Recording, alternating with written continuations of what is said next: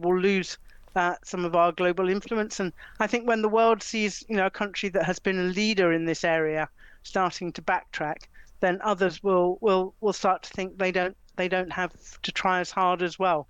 And yet it is just so critical. It is just so critical for future generations. We're already looking at, if we get to net zero by 2050, we are still looking at summers where we may have temperatures of 45 centigrade in the UK. If we back off on trying to encouraging everybody that it's crucial that we get to net zero, then the future is significantly worse than that and goes on getting worse. Fifth heat wave of the summer is on the way for most of us, and that means drought conditions could be declared in more parts of England. Already around half of England and the whole of Wales is officially in drought after the driest July on record.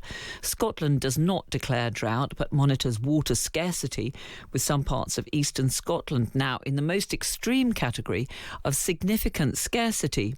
The conditions have led to significant effects, including low river flows, early harvests, and of course the tinder dry conditions have caused wildfires, notably in Suffolk and in the Cairngorms, where large areas of land have been blackened. Elsewhere, England is on track for the highest number of heat-related deaths since record began. That's according to estimates from the UK Health Security Agency. Despite all this, as we discussed at the start of the show, it seems increasingly likely that the direction of travel at the top of the government is to water down our net zero commitments and allow some more drilling in the North Sea. But if this summer is a preview of our new reality, how ready for it are we as a country? And with the consequences of climate change more apparent than ever, why do we seem to be doing less about it? Well, we've got together an expert panel to discuss this. Baroness Brown, Julia King, is chair of the Adaptation Committee of the UK's Climate Change Committee, providing independent expert advice and scrutiny to governments on preparing for and managing climate change. Julia, a very good evening to you. Good evening. Laurie Laybourn is a researcher and author who leads the Strategic Climate Risks Initiative. Hello, Laurie. Good evening. And Paul Tompkins is Deputy President of the National Farmers Union and a dairy farmer in Yorkshire. Hello, Paul. Hi there, and welcome to my farm, albeit virtually. Well, it's great to have you with us. And, I can see you standing there in your farm with your cattle all inside. Well, just tell us, first of all, then, how has this incredibly hot, dry summer been affecting your farm? It's been a difficult period. Farmers are the first to feel the effects of climate change in action, whether that be the lack of grass growth, which has meant I'm having to feed my cows behind me food that was reserved for the winter, the low yields that we're seeing out of our fields for the oats and barleys and wheats that go to make our bread, cakes and breakfast cereals. It's been a really challenging for output from our farms this year. Yeah, and I mean, Baroness Brown, Julia King, we look at that, don't we? And we know that the problems that Paul Tompkins is facing are being reflected by other farmers right across the country, aren't they? And I mean, if our farmers are struggling to survive, if they're getting lower yields, that has a pretty significant impact. And of course, we're seeing that all across Europe and further afield. So very significant impacts already occurring on food prices. And more to come, I fear, yes. Laurie, do you think that those effects that farmers are feeling, are they part of the strategic climate risks that you look at?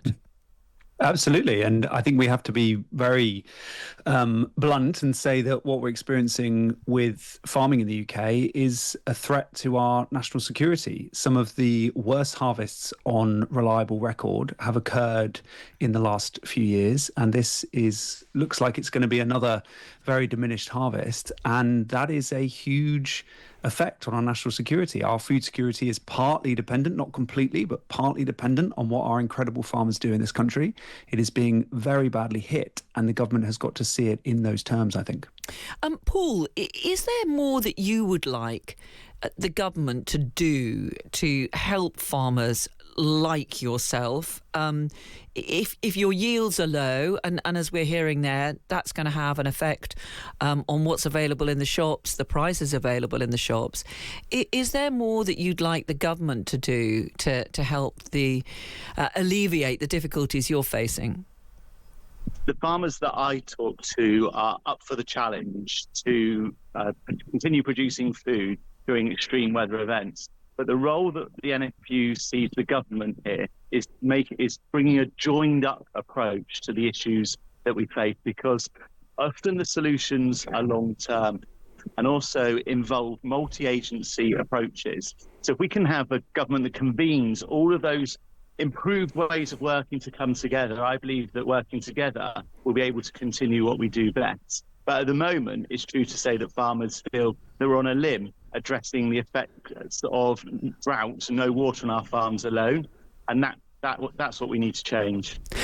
There's a lot to pick up on, but just before I go to our other guests, Paul, I mean, we talk about the drought. As a farmer, presumably you are allowed to irrigate your crops, but presumably it's a question of actually just finding the water and getting it to those vast areas where you would normally just rely on rainfall.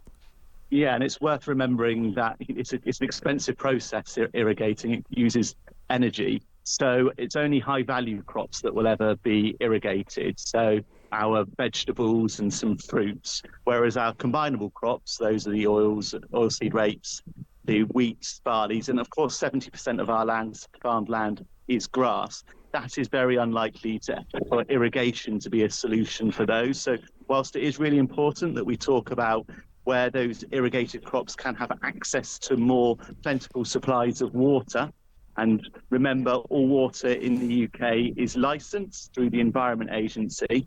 So, and rightly so, it's there for both households, nature, and for growing food. So you have to be very careful how it's managed. But sometimes it can be a burden. That licensing process can be burdensome. But we also have to keep in mind that the other food groups that we rely on in our diets are never going to be resolved through irrigation. For those, we're going to have to look at longer-term solutions to how we continue to be able to produce them.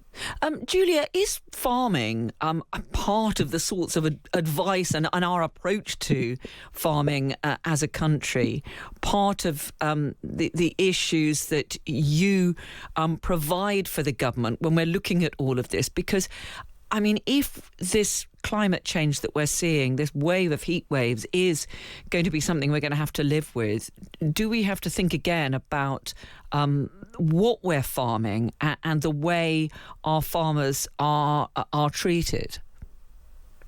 Absolutely. I mean, we published in May our advice to the government on the fourth climate change risk assessment, which will and the government will publish its fourth climate change risk assessment next year, and the year after it will publish its fourth national adaptation plan.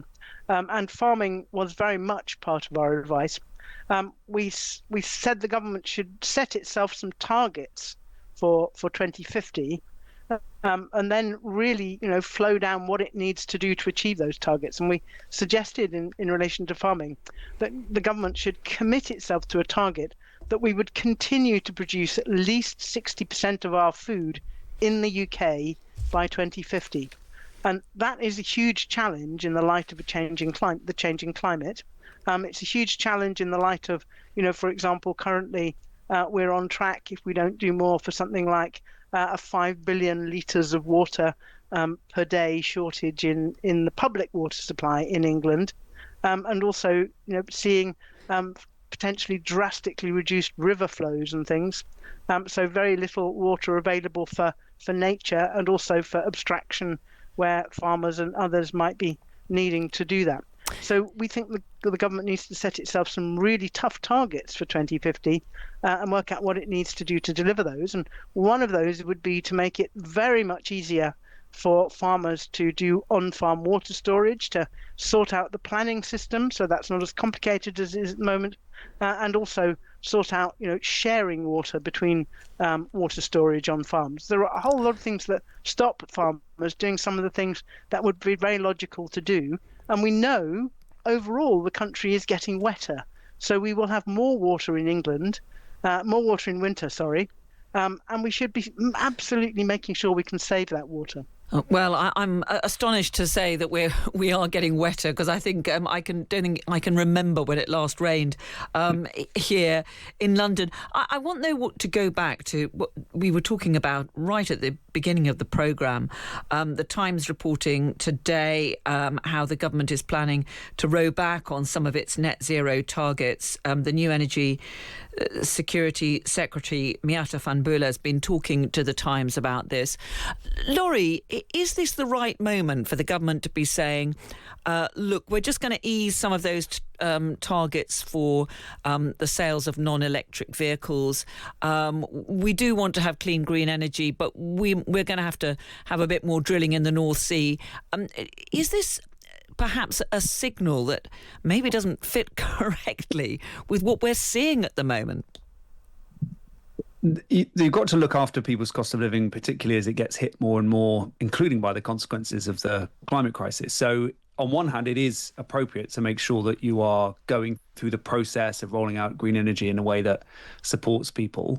But yeah, on the other hand, if you are, for example, drilling in the North Sea, there is, I think, a bit of a contradiction with what we then need to do to deal with the causes of climate change. And this is one of the dynamics that I'm particularly concerned about, which is that as the consequences of climate change get worse, in the ensuing chaos, which will increase cost of living, among many other things, we could lose our focus on reducing emissions, on dealing with the causes of climate change. So these symptoms could start to get in the way of dealing with the actual root cause. And that would be very, very, very dangerous, because there are really hard limits to our ability to become resilient to a lot of what climate change is throwing our way. And if we don't lose sight on dealing with the cause, then we will run out of road on our ability to handle the consequences.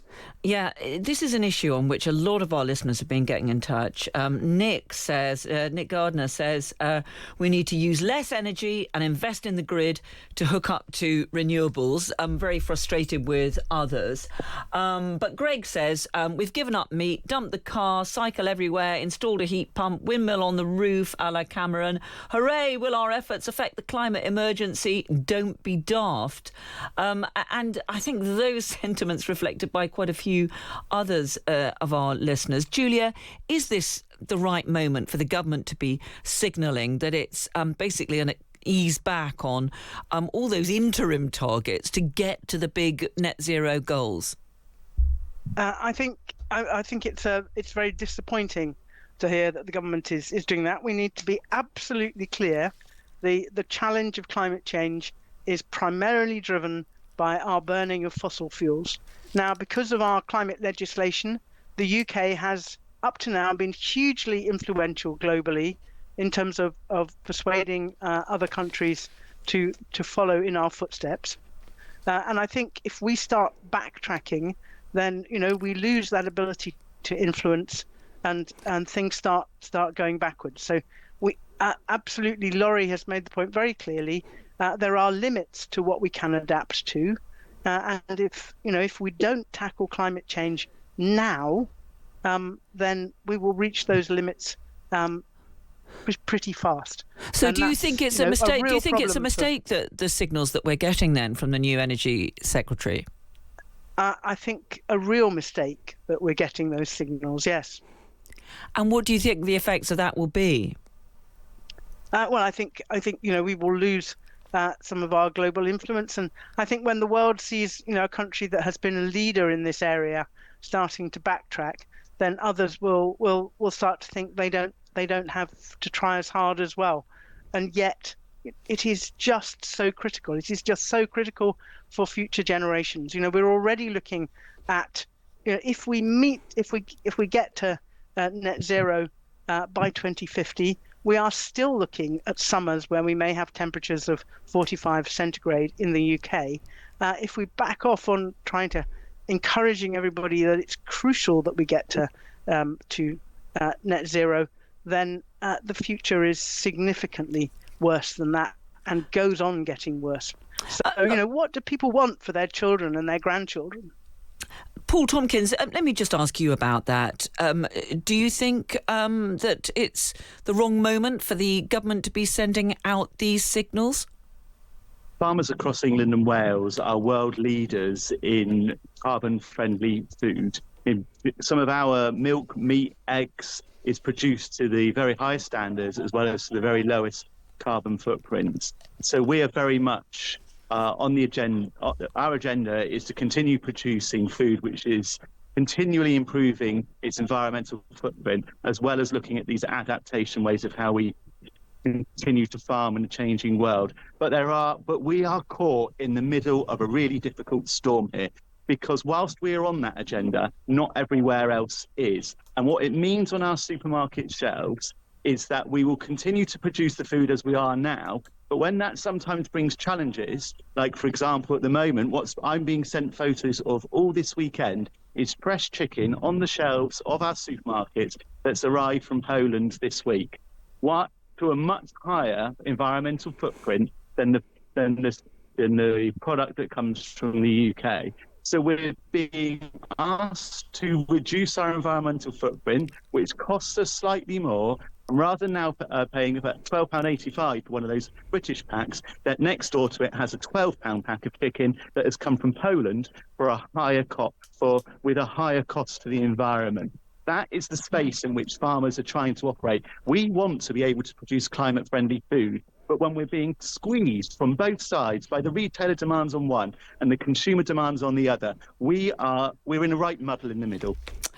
Paul Tompkins, Laurie Laybourn and Julia King, do stay with us. We are going to continue this discussion in just a moment. My expert panel discussing what the UK needs to do to adapt to the realities of a warming climate. I have Baroness Brown, Julia King, Chair of the Adaptation Committee of the UK's Climate Change Committee, Laurie Laybourn, who leads the Strategic Climate Risks Initiative, and Paul Tompkins, who's a dairy farmer and Deputy President of the National Farmers Union.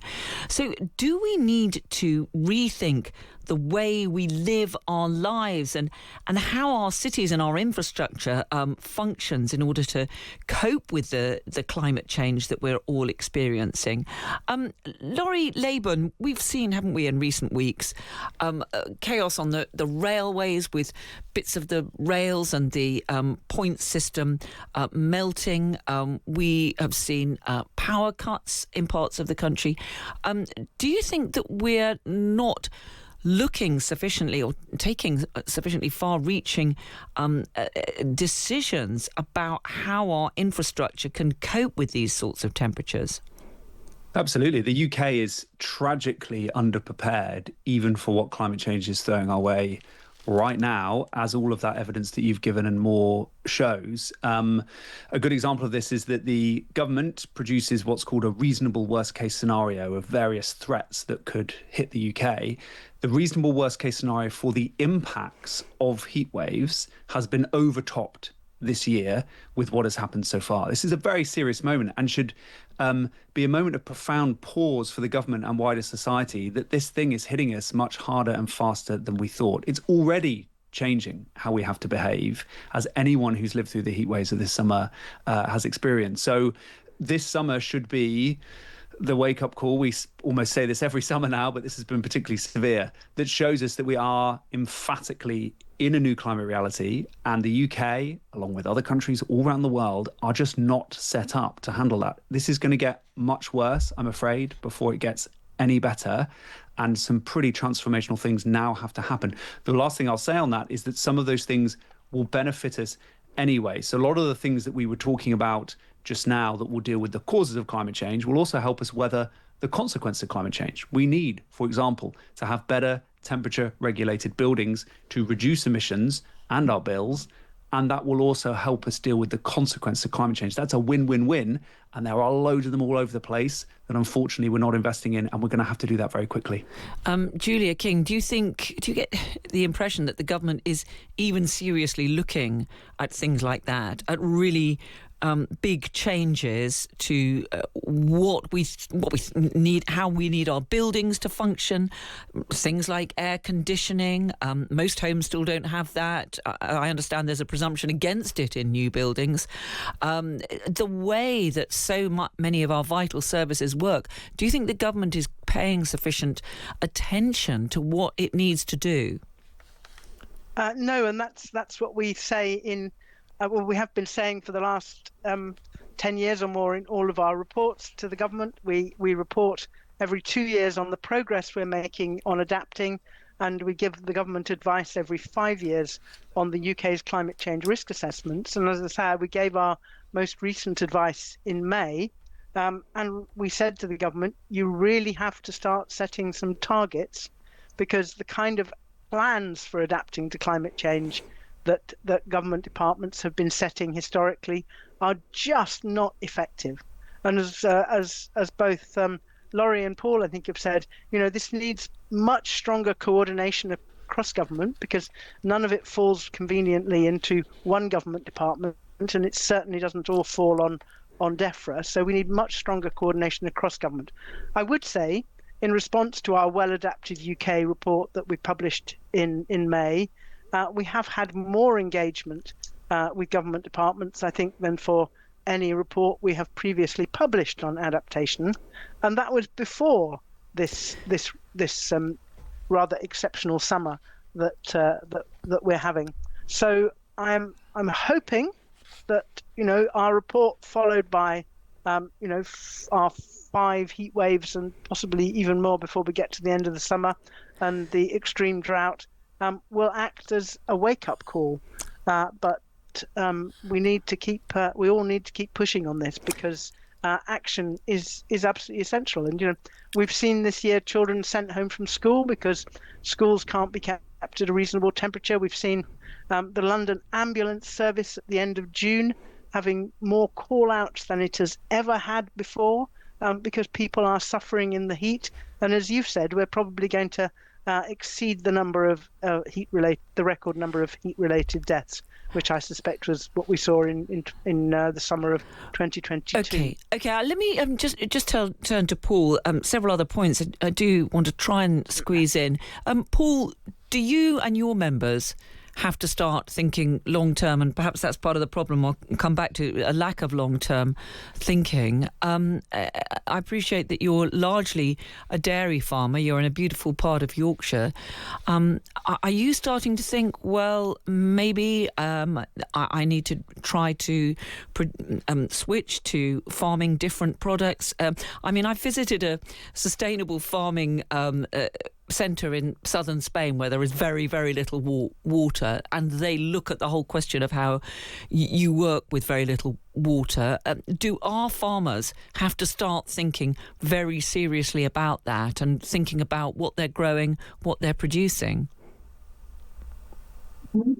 So farmers are already facing into this, or taking on this adaptation challenge. If you look behind me, you might be able to spot that one of my barns on one side of me is a lot taller than the other. That's to capture the airflow a lot better and keep it cooler inside. You might also be able to hear there's mechanised fans going inside these sheds to keep the cows a lot cooler than I am. I've also been to see farms where they're going butternut squash, for example, for the first time ever this year, because it's more suited to this environment than perhaps other vegetables. So adaptation is happening on farms. We can only do so much ourselves. There are other things beyond the farm gate that we need support in doing so. That might be, for example, breeding technologies in our plants, growing crops that are more resilient to drought, making sure we have access. The legislation and policy drives what access to plant protection products we're allowed to use. Another good example how we need to adapt going forward, and others enable us to adapt. And just 2 brief things as well. Wildfire risk has come very much to the fore this summer in farmers' mind. We need a national strategy to ensure that we're minimising the risk to farm businesses, because it is so very traumatic when a farm does happen. And secondly, in Devon, as we speak right now, what's kept me awake last night is the emergence of a new disease called blue tongue, which, whilst harmless to humans, is devastating sheep flocks. And my worry is that and we don't have we're not prepared for emerging diseases that typically live in warmer parts of the world and are now popping up here in the UK. Laurie, just finally, Paul Tompkins is saying that he and other farmers are already thinking in the long term about what they're growing, what they're producing. He's given some of the examples of the changes he's made. It's part of the trouble that just a short-termism within the government. We've had, I think we're on our 7th Prime Minister in 10 years, a quick rotation of dozens of different ministers in all the key departments.